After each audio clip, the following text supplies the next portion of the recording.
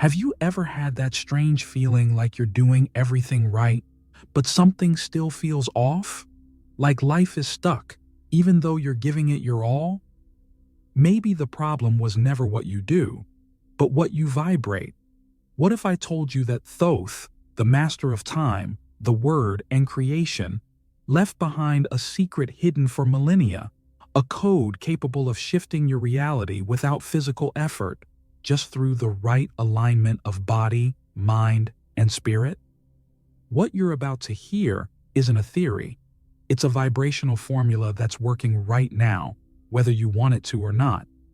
But only those who learn how to tune in take control. Most people will keep trying to control the world with desperate actions. But if you stay till the end, you'll understand why real transformation begins when you stop forcing and start directing. Because this secret doesn't work for those who doubt, only for those who are ready to remember what they are. Have you ever stopped to think about what reality really is? Not what they taught you in school, not what your eyes can see, but what lies behind all of that. What exists before form, before the body, before names. Thoth said the universe is mental, that everything that exists is made of consciousness in motion. That changes everything. Because if everything is mind, then reality isn't a fixed structure. It's a vibration in constant transformation. And that vibration doesn't respond to logic, it responds to frequency. Think about it. Everything you feel, everything you think, everything you believe vibrates. Every emotion, every thought, every memory has a field. And that field, invisible to the eyes, is more real than any wall you can touch, because it's what gives shape to the world you experience. Science is just starting to admit this now, but the ancients have known for millennia. The universe isn't a machine. It doesn't work with gears. It pulses. It feels. It listens. The energy that builds everything isn't cold or blind. It's sensitive, intelligent, and moldable, but not with words, not with effort. Energy responds to the quality of your consciousness, and that's deeper than it sounds. Because there's no point in trying to change the outside world with pretty phrases or hollow techniques. The energy that moves everything doesn't obey what you pretend to feel. It obeys what's really vibrating inside you. And that's where the dilemma begins. Because if energy is so sensitive, why can't we control it? You can repeat mantras, make affirmations, follow every step of a manifestation ritual.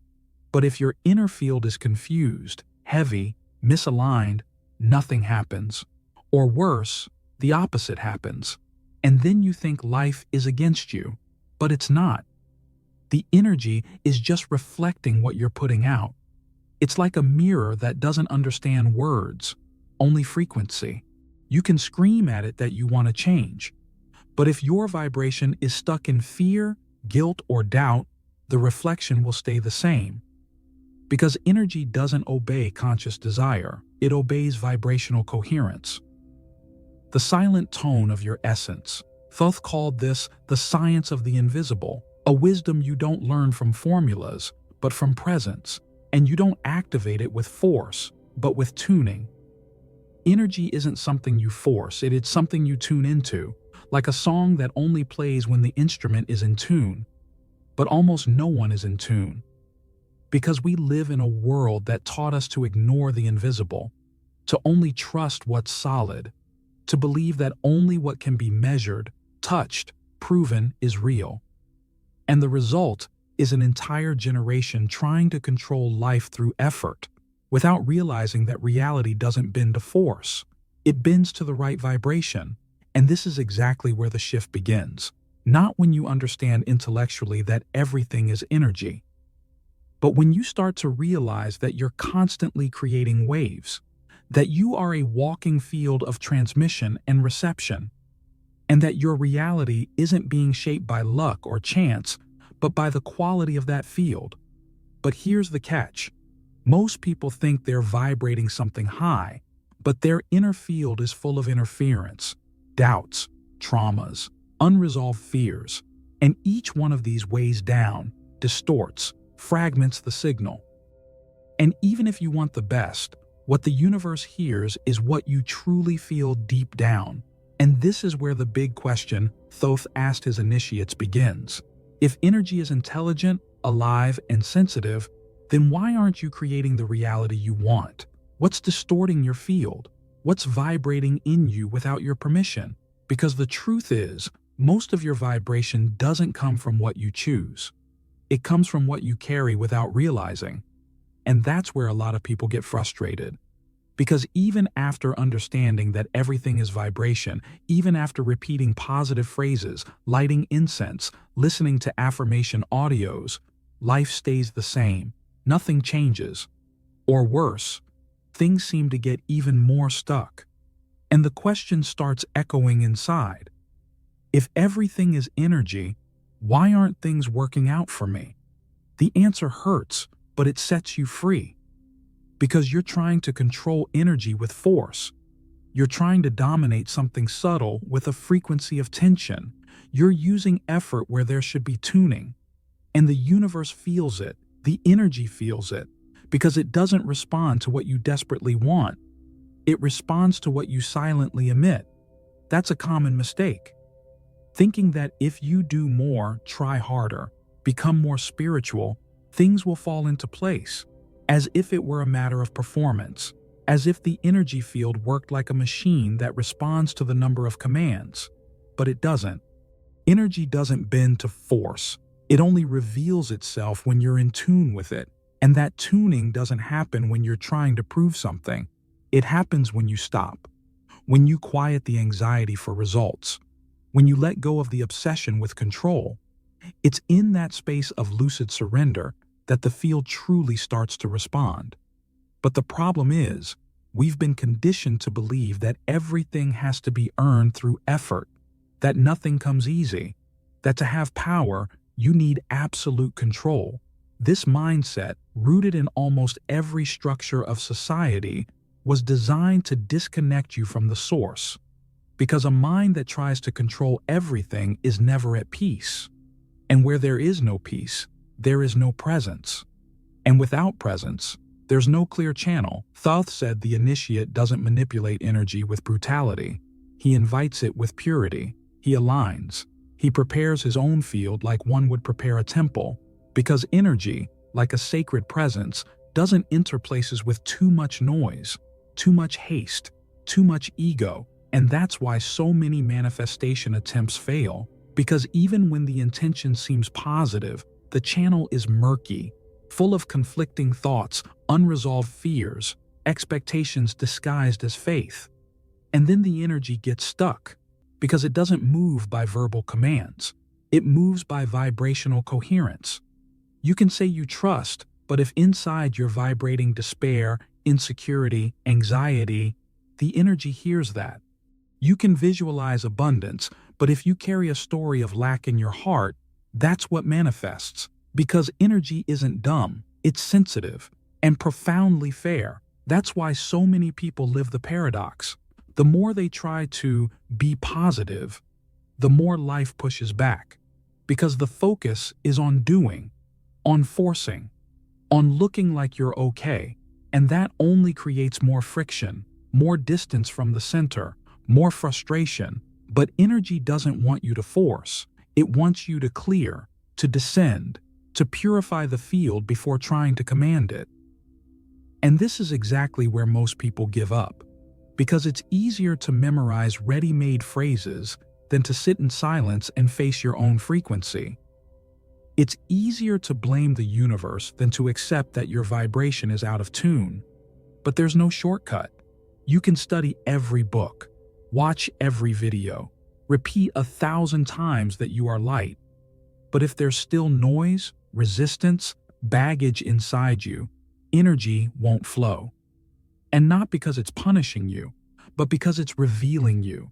It shows you perfectly where there's still conflict, where there's still fragmentation. And every time it seems to deny what you asked for, it's really saying clear first, align first. Only then the power reveals itself. And it's exactly at this point that almost everyone forgets to look. Because while they're trying to solve everything with their mind, repeating phrases, visualizing, expecting the universe to obey mental commands, they ignore the most direct channel through which energy truly flows: the body. Yes, your body. The one you occupy every day but rarely inhabit with full presence. That same body you've learned to see as just a biological vehicle, a machine of flesh and bone, but that, in reality, is a vibrational temple, a living portal, an antenna that emits and receives energy all the time. Thoth knew this. The ancients knew. The body wasn't an obstacle to spirituality. It was the bridge. True alchemy, the kind that turns the invisible into matter, begins in the body. It starts in the hands that touch with intention, in the gaze that observes with clarity, in the chest that feels with truth. And that's why so many ancient practices involve body rituals. It wasn't superstition, it was energy coding. Have you noticed how your body reacts when you're at peace? How it opens, breathes deeply, relaxes? And have you noticed the opposite? When you're afraid, worried, resentful, how your body stiffens, shuts down, locks up? That's not just emotional, it's energetic. Because the body doesn't lie. It reveals, with precision, the state of your inner field. And more than that, it transmits that vibration outward. Your body is constantly talking to the universe. The way you move, how you breathe, how you touch, how you sit, everything is communicating a frequency. And that frequency directly influences how the energy around you responds. That's why it's no use vibrating something in your mind while carrying tension in your shoulders. It's no use talking about love with a closed chest. It's no use visualizing expansion with a contracted body. Thoth said the hands are like keys, that each gesture contains a circuit. That conscious touch is an energy command. In the temples of Egypt, initiates learned specific gestures that activated energy channels.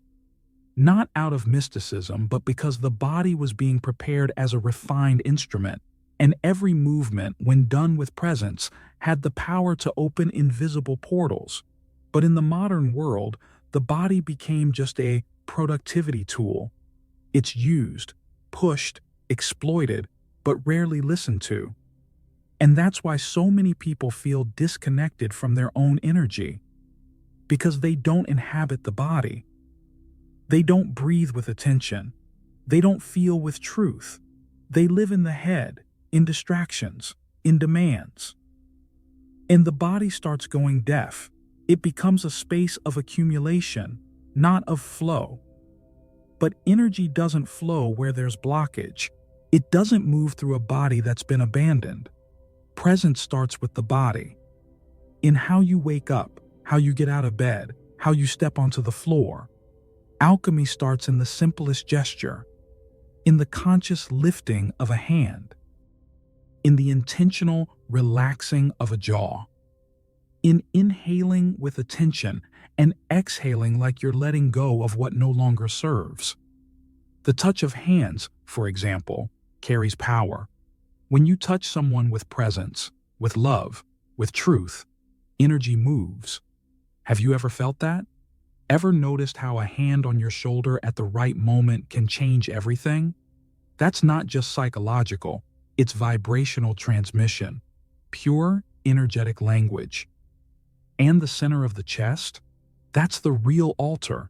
It's no coincidence that so many traditions speak of the heart as the point of connection to the divine. The center of the chest is where the energy of the mind meets the vibration of the soul. That's where the spiritual body begins to manifest in the physical body.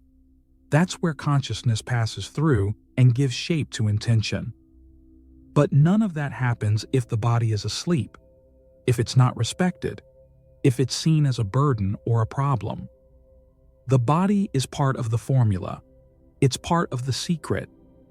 It's the channel through which energy anchors into reality.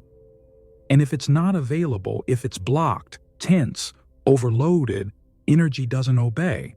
That's why it's not just about thinking differently or just feeling deeply. It's about becoming a clean space for energy to pass through. And the body is the first structure that needs to be purified, because it's through the body that consciousness touches the world, and without it, there's no alchemy. And even with the body present, even with conscious touch, there's still one mechanism that can completely throw off the flow of energy: the mind. Because the truth is, the body can be the channel, but it's the mind that sets the direction. And if that direction is chaotic, energy gets scattered, lost, fragmented, and you feel it. Life starts to get noisy inside. A lot of will, little accomplishment. A lot of intention, little result. That's what happens when the mind becomes a field without order. Thoth said, "The universe is mental." And that's not a metaphor, it's a vibrational reality. Everything you see, touch, feel was once a thought on some level of consciousness. Matter is the slowest stage of vibration. Thought is the first mold. It's what structures invisible reality before it densifies. In other words, you're constantly building realities with what you think, all the time, even without meaning to. And that's where the danger lies. Because most people believe their thoughts are harmless. They think imagining something and living something are totally separate things. But they're not. Thought is vibration.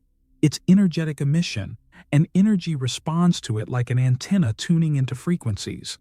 You think, and immediately you tune into a matching field.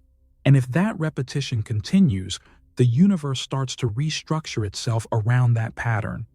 Now imagine what happens when your thoughts are ruled by fear, by doubt, by comparison, by anger, by anxiety. That becomes a vibrational pattern, a base frequency. Even if you say you're fine, even if you wish for the best, the mind is programming something else because it's running on autopilot. And as long as it's on autopilot, it's creating by inertia. That's why so many people feel stuck. The mind is addicted to thinking the same way for years, addicted to repeating stories, imagining tragedies, anticipating problems, reliving the past. And all of that becomes vibrational matter.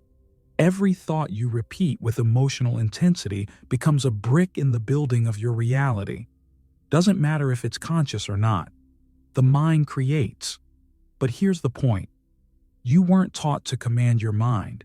You were taught to obey it, to believe everything it says, to take every thought as truth, as if your mind is who you are. But it's not. It's a tool. And if that tool isn't being guided with clarity, it becomes dangerous. Because it starts building noise. It starts collapsing energy in the wrong directions. And you feel it in your skin, in unstable emotions, in confusing decisions, in repeated patterns. Unfocused energy becomes noise, and a mind without direction becomes a field of interference. It's not that energy isn't responding. It is, all the time. The problem is, it's responding to a fragmented mind, to an oscillating vibration, to an identity that changes direction every day. And that mental chaos ripples into the field. Energy tries to follow, but it finds no structure. Thoth said that the true initiate doesn't think just to think. He thinks with presence, with intention, with alignment. Every thought is a stroke on the blueprint of reality. There's no neutrality at that level. You're either creating with awareness or reinforcing old patterns without knowing it. And the mind needs to be trained for this. Have you noticed how easy it is to lose focus? All it takes is a comment, a memory, a notification on your phone, and that's it.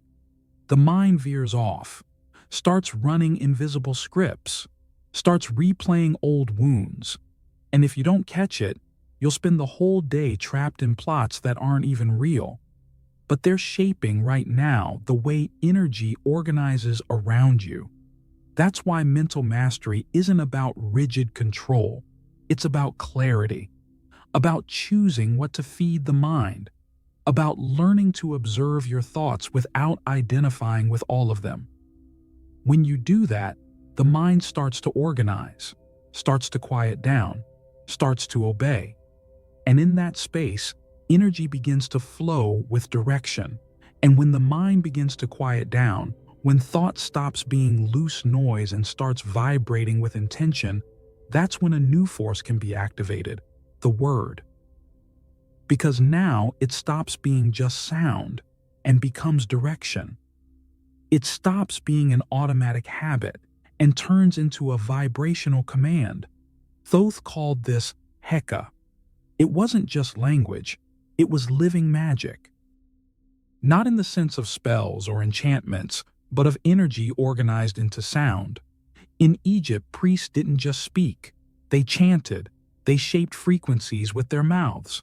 Every syllable, every tone, every pause was calculated. Because they knew, sound is the first touch of consciousness on the world. And you feel it. When someone says something to you with truth, you feel it in your body. When a word is spoken with anger, it cuts through the air. When it's said with love, it warms you. Sound carries intention, it carries memory, it carries vibration, and when it's used with coherence, it becomes a bridge between the invisible and the visible. But here's the detail almost everyone forgets. Words only have real power when they're aligned with the heart.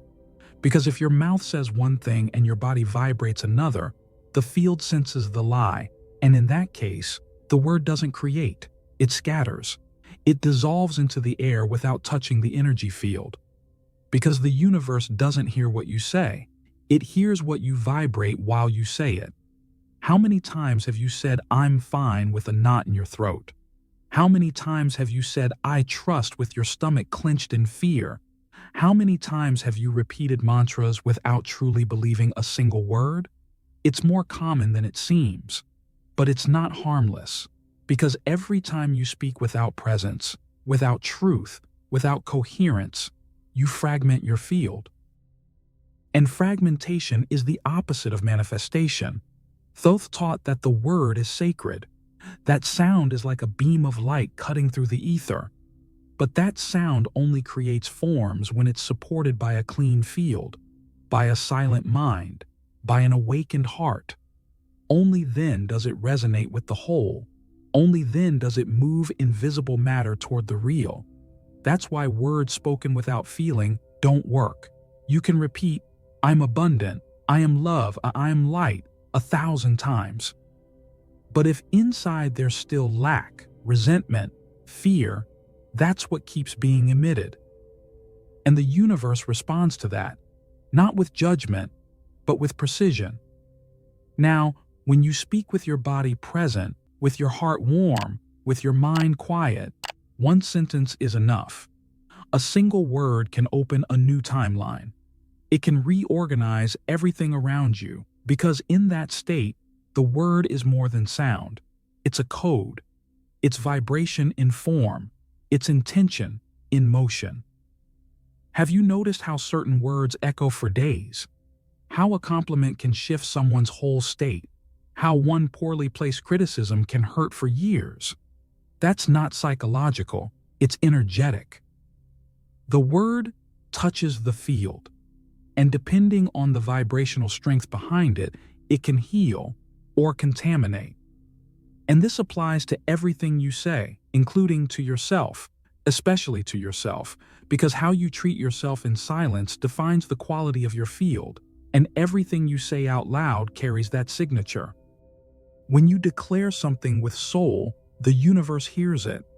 When you declare something only with your mouth, the universe hears what was silent behind it. That's why the true power of the word doesn't lie in repetition, it lies in coherence. And that's also why, many times, silence can be more powerful than 1,000 words, because silence wears no mask. It purely reveals what's being emitted. But that is still a mystery reserved for those who learn to listen beyond sound. And when the word finally goes quiet, when the sound falls completely silent, what remains is not emptiness, it's presence. A presence so intense, so vibrant, it's almost tangible. That's where many people get confused. They think silence is the end, that when there's nothing left to say, it's over. But Thoth taught the exact opposite. Silence is not the absence of power, it's the origin of it. In Hermetic tradition, the greatest rituals weren't done with elaborate words or long prayers. They were done in complete silence. The priest knew that when the vibrational field is clean and the mind is centered, any sound is secondary. Because silence, when experienced in a state of pure awareness, emits a higher frequency than any word. But most people fear silence. They run from it.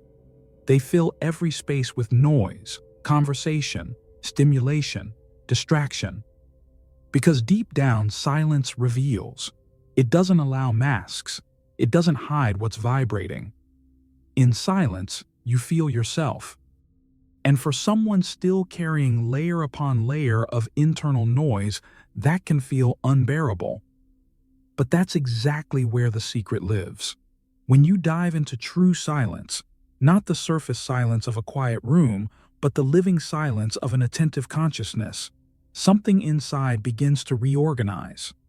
The layers start to fall away. The field aligns. The energy, which before was scattered across 1,000 thoughts, gathers. And in that state of silent alignment, creation begins.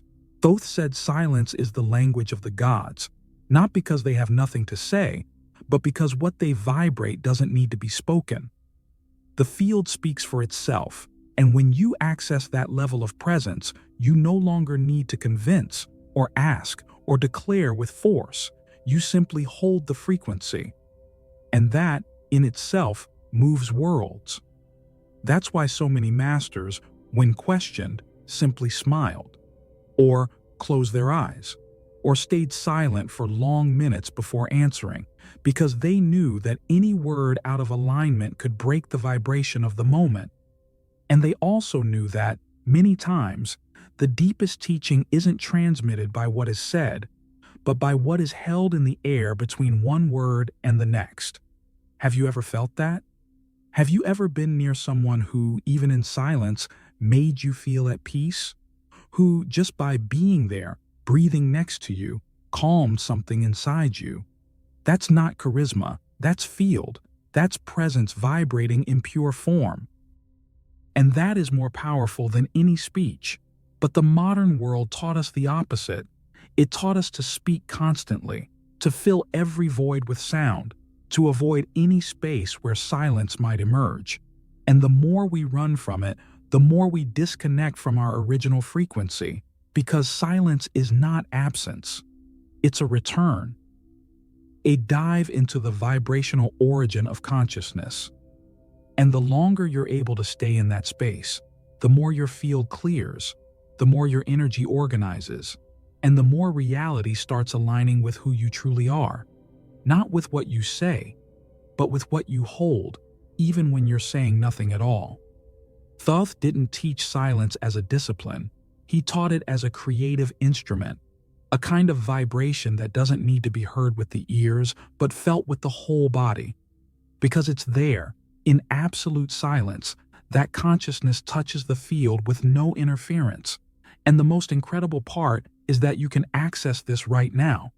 You don't need a temple or a ritual. Just stop, close your eyes, and listen to what's vibrating behind the sound. It's in that space that energy starts to obey. Not the sound, but the vibrational clarity that silence carries. And it's exactly within that living silence that something begins to ignite. A subtle warmth, a point of light that doesn't come from the mind or from words. It comes from the center, from a place most people have forgotten how to access. A place that pulses, that feels, that burns when truth is touched. The heart. Thoth taught that the heart wasn't just a physical organ, but a sacred furnace, an invisible fire that, when lit with purity, has the power to transform any density, any pain, any shadow. And that's not just a beautiful metaphor, it's a vibrational fact. Because the heart's electromagnetic field is the strongest in the human body. It's the fusion point between the visible and the invisible, between the human and the divine. But what lights that fire? It's not desire. It's not will, not effort. It's love, not conditional, romantic, or needy love, but love as a frequency, as a state of being. Silent love. The kind of love that doesn't demand, that doesn't cling, that doesn't ask, but simply radiates, because it's full. And when that fire is lit, everything changes. Have you felt it? That moment when someone looks into your eyes with truth, without judgment, and something inside you melts? When a simple gesture, done with kindness, breaks down a wall that seemed unbreakable? That's the warmth of the heart in action. And that's the heat that begins to transmute. Nothing, absolutely nothing, that comes only from the mind or from technique has that kind of power. You can follow every step, repeat every command, perform every ritual, but if the heart is cold, the energy doesn't move. It gets stuck. Because the main fuel is missing, the fire of compassion. Thoth said the true alchemist doesn't start by transforming the world.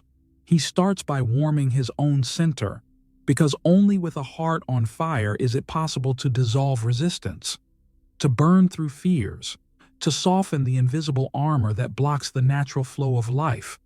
And that fire isn't visible to the eyes, but it's felt in the field. When someone speaks from the heart, the voice has a different texture. The gaze has a different density. The presence hits differently. It's not about charisma, it's about truth vibrating without disguise. The most curious thing is that, on some level, everyone recognizes this. We know when someone is truly present, when someone listens to us with their soul, when a hug has soul inside it, and in the same way, we feel when it's missing, when the words are pretty but empty, when the gesture is correct but lacks warmth, because the heart feels the other, and the heart knows.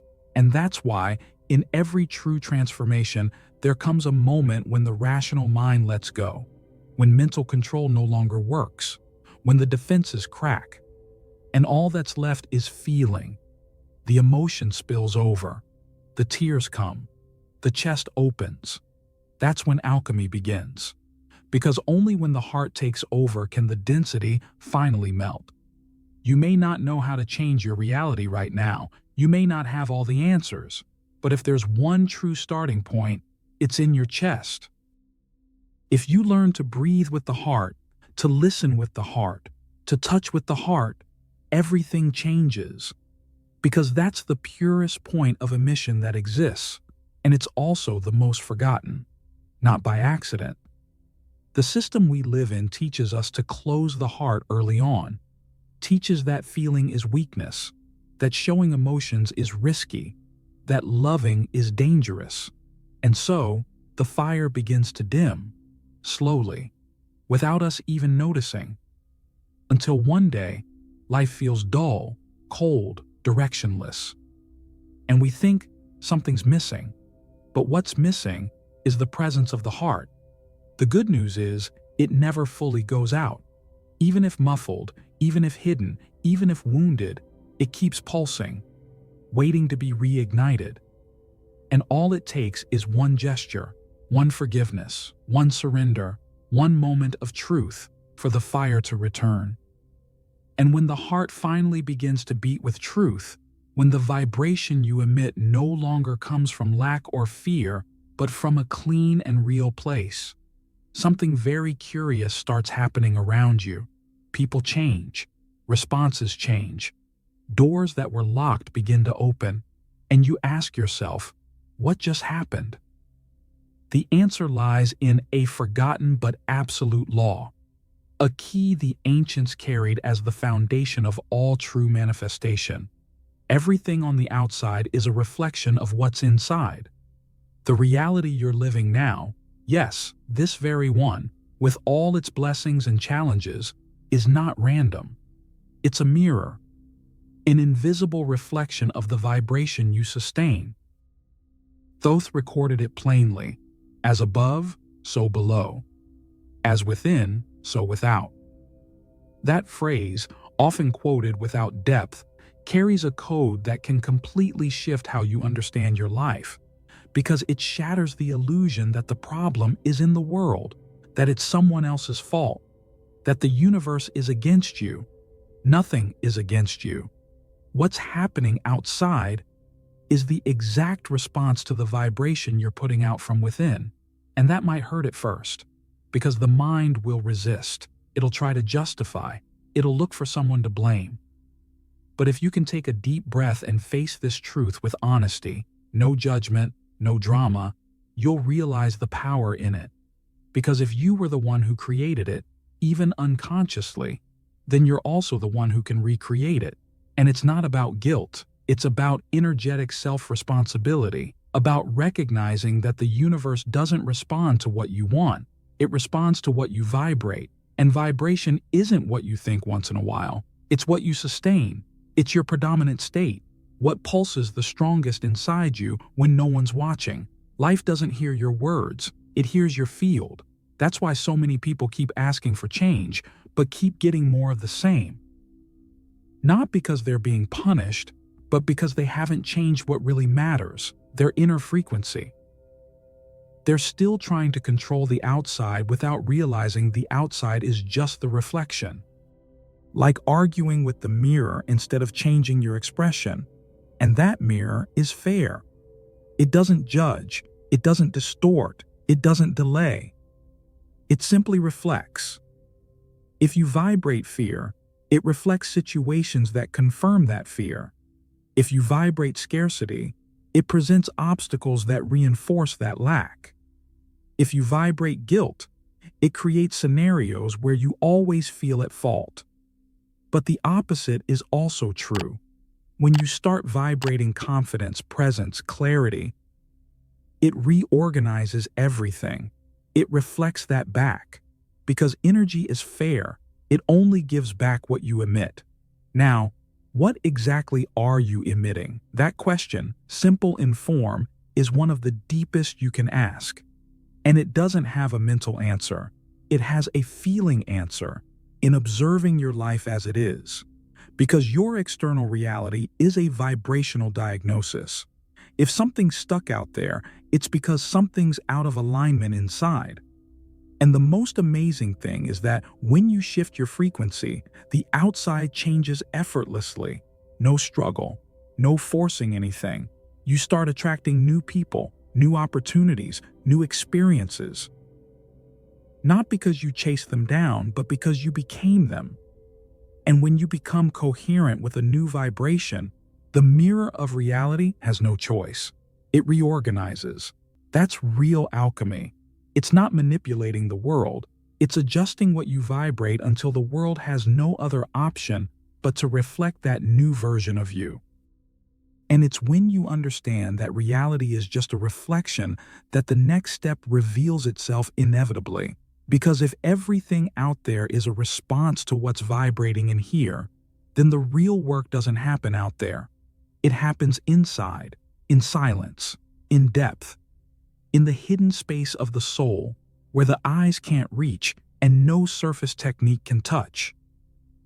That's where true alchemy begins. Thoth never talked about transforming metals. That was a metaphor misunderstood over centuries. The real alchemy he kept in the Egyptian halls of wisdom had nothing to do with turning physical lead into literal gold. It was something much deeper, turning the emotional lead you carry into vibrational gold, fear into strength, guilt into clarity, pain into wisdom, shadow into light. That's the secret lab, and it's not in any external temple. It's inside you. But almost no one wants to enter that lab because it takes courage. It takes stopping the escape from yourself, facing what you've avoided for years, opening the internal jars where you've stored the emotions you swallowed in silence, the traumas you pretended to forget, the judgments you've built up about yourself. but that's the price of real transmutation. There's no other path. You won't be able to manipulate energy effectively if you're still stuck in layers of unprocessed hurt. There's no point in wishing for peace while your heart is full of war.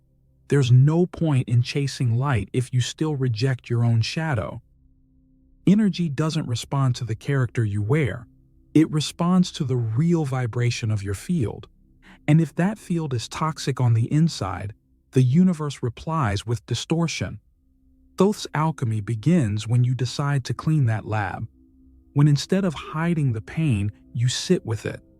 When instead of projecting blame onto others, you gather your part and dissolve it with compassion. When you turn memories into learning, wounds into portals, dense emotions into fuel for expansion. This process isn't fast, it's not always pretty. Many times it's uncomfortable, intense, lonely. But it's in that inner fire that the soul purifies, and that's when energy starts to truly obey. Because now you're no longer trying to force a change out there, you're rebuilding yourself from within. And the most powerful discovery is that the shadow was never your enemy. It was raw material. It was the forgotten part of your power, waiting to be seen, accepted, refined. When you stop fighting it, it starts to transform. When you warm what was once pain with presence and love, what was poison turns into medicine. That's alchemy. And there's no one who can do it for you. There's no shortcut. No master, no technique, no ritual that can replace that intimate dive. Only you can take that path. Only you can decide to open the lab, light the fire, and start the work. The great work. The real transformation. And when that happens, something shifts, not just in your mind, but in your entire field. You begin to emit a different frequency, a frequency that doesn't come from effort, but from coherence, from wholeness, because now there are no more hidden parts trying to sabotage your process. You make peace with who you are. And when that happens, energy flows, because now it finally has a clear channel to move through. And when that inner fire begins to purify, when the shadows are welcomed and the density starts to dissolve, a new clarity emerges. A new state. As if, for the first time, the soul finally had space to breathe without interference. And it's in that space that a quiet force awakens. It's not a scream. It's not a push. It's not anxious willpower. It's direction. And that direction has a name. Intention. But you have to understand what it really means to intend. Intention is not wanting. It's not wishing hard. It's not repeating a phrase hoping the universe will obey.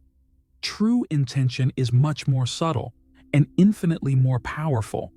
It's a vibrational decision, an internal alignment so deep that even before any manifestation, energy is already responding. And that's exactly where so many people get lost, because they confuse intention with anxiety, with urgency, with that rush of someone who wants to change everything right now, like the universe is a machine that has to be activated with persistent commands. But the truth is that the more anxiety there is, the more energy gets disorganized. Because anxiety reveals that, deep down, you still don't believe. You still don't trust. You're not fully in what you say you want. Intention doesn't force, it guides. It points the field with clarity and then lets go. It doesn't need confirmation. It's not fueled by fear. It doesn't chase because it knows. It already is. The right vibration doesn't need to prove it's right. It just holds the frequency, and the universe responds. Thoth said the initiate doesn't intend with the mouth. They intend with their being. It's not something you say. It's something you vibrate. It's a presence that enters the field before any action happens. And when the intention is true, when it comes from that clean place, it becomes a kind of invisible lighthouse, a silent command that reorganizes circumstances, not with haste, but with precision. You've seen this happen. That person who walks into a room and without saying anything, changes the atmosphere. The one who doesn't need to ask for attention, because their presence already communicates something. The one who speaks little, but everything they say hits deep. That's intention vibrating in coherence. It's not about what they want, it's about what they hold in the field. And that's the exact opposite of manipulation. Because when you try to manipulate the field with anxiety, with fear, with desperation disguised as positivity, the result is noise. The energy senses that there's a conflict there, a gap between what is said and what is truly being vibrated. And that mismatch blocks manifestation from flowing. The universe doesn't respond to appearances, it responds to vibrational truth. Real intention is born in the body, moves through the heart, and anchors in the mind as clarity. It doesn't waver, it doesn't hesitate, and because of that, it doesn't need effort. Because everything that aligns with it starts to flow naturally. Now, look honestly within.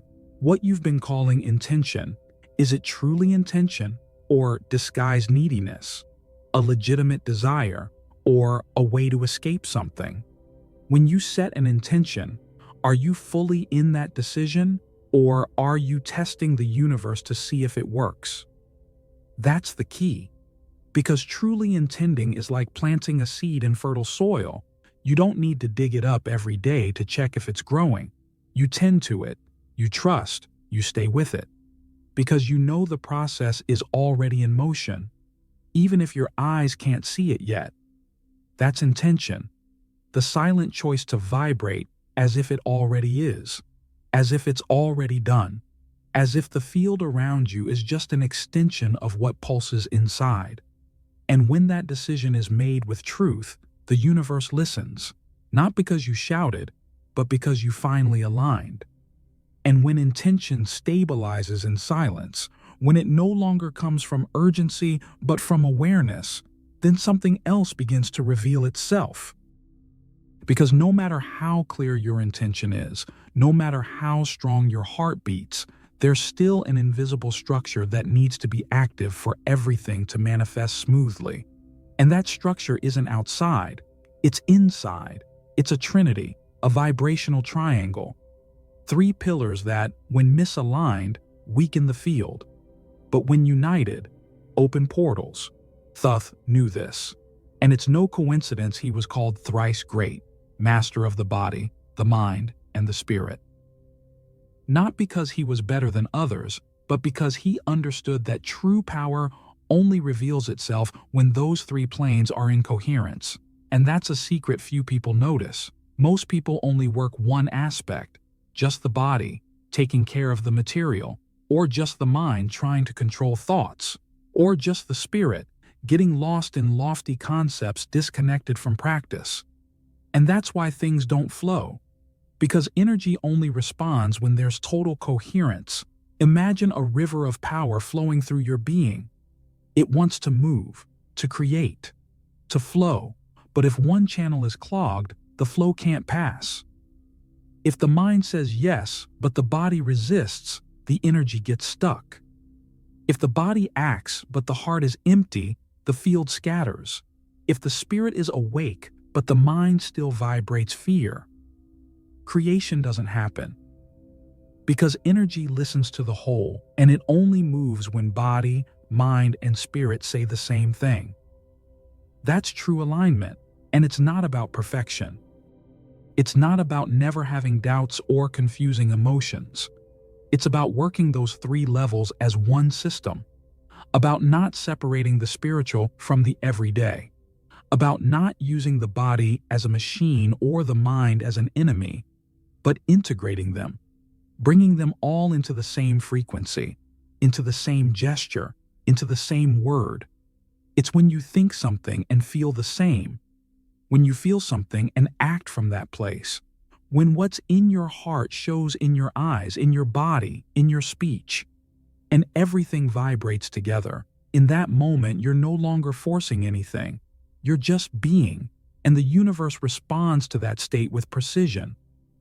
Thoth said the initiate becomes a channel when they can unify the 3 planes. and that the miracle of manifestation doesn't happen through technique. It happens through vibrational coherence. When you say what you think, feel what you say, and act accordingly, you become the mirror of the all. You align with the natural order, and everything flows to you with ease. And that alignment isn't something you force, it's something you cultivate. It's born from daily attention, in how you treat your body when you wake up, in the kind of thoughts you feed in silence, in the intentions you hold when no one's watching. It's in those small gestures that the three planes start to fit together, like gears beginning to turn in sync. And when that happens, there's no more noise, no more resistance. What you vibrate manifests because there's no part of you sabotaging the process. No hidden doubt in the mind, no unacknowledged tension in the body, no frozen emotion in the heart. You become a clear channel, whole. And the universe, as a reflection, simply confirms what's already vibrating with clarity. And when the three planes finally align, when mind, heart, and body begin vibrating together in the same direction, the field around you responds almost instantly. But now comes a decisive step, because reaching that state once, in a special moment, on a deep connection day, is one thing. Sustaining that coherence in daily life, in the midst of demands, distractions, challenges, that's something else. And this is where many people get lost. That's why Thoth taught that power doesn't lie in fleeting ecstasy, but in sacred repetition, in creating a vibrational routine, a daily moment where you reconnect with the formula, where you remember with your whole body what your soul already knows, where you anchor, in a simple and real way, everything that once seemed abstract. And this practice doesn't have to be long or complicated. On the contrary, it needs to be deep, it needs to be alive, it needs to be felt. Because when done with true intention, even if it lasts only a few minutes, it has the power to realign your field and reconfigure your frequency. Start with the breath. 3 full, slow, conscious cycles. Inhale, knowing the air isn't just filling your lungs, but moving through your entire field, dissolving noise, organizing internal chaos. Exhale like you're releasing everything that no longer serves. Do this with full presence, no distractions, just breathe and be. Then, bring in a decree. Not an anxious desire, not a generic phrase, but a vibrational truth you choose to sustain. Something like, I am a clear channel of manifestation, or everything I vibrate becomes real with precision. The exact phrase doesn't matter. What matters is that it resonates with you, that it comes from within, not from outside. Say it out loud or silently, but say it like you already live it, not like you're begging, like you're confirming. Next, make a gesture. It can be as simple as pressing your palms together at your heart, or opening your arms for a few seconds, or touching the ground with reverence.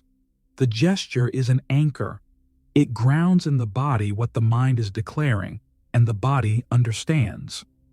Because the body learns through movement. Don't skip this part. It's more powerful than it seems. Now enter the silence. Not as someone waiting for an answer, but as someone holding the vibration of what they just declared. Stay there, even if it's just 30 seconds, in the emptiness, in the feeling, without trying to rush anything. It's in that space that the field begins to adjust. That's where energy organizes, where vibrational waves expand without interference. That's the moment when it all begins. And finally, choose to emit, to open the field, to project that vibration into the world. Maybe you just walk through your day with a new posture. Maybe you send a message with more presence. Maybe you touch someone with more intention. But know this, the ritual doesn't end when it's done.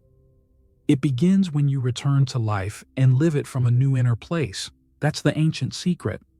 They knew the invisible only obeys when the visible participates. And that daily ritual, even simple, is a vibrational reminder of who you are, an act of alignment, a gesture of energetic sovereignty, a silent declaration to the universe, I know what I'm creating.